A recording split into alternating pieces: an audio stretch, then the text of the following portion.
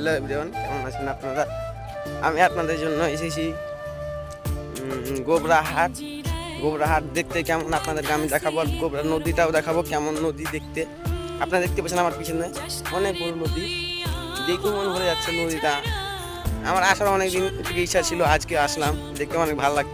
এই জায়গাটা দেখতে পাচ্ছেন কেমন অনেক বড় নদী, দেখে অনেক মজা লাগছে। আর এই নৌকাগুলাকে তো দেখতে পাচ্ছেন, এগুলো নৌকা এদিকে যাচ্ছে, আবার ওপারে আছে অনেক নৌকা, খালি যাওয়া আসা সব সময় যাওয়া আসা করে। আমাকে অনেকবার ভয়ও লাগে, কেমন কি উল্টে যদি যায়, অনেক তো পানি যাওয়া আসা করে, যদি উল্টে যায় তো কী হবে।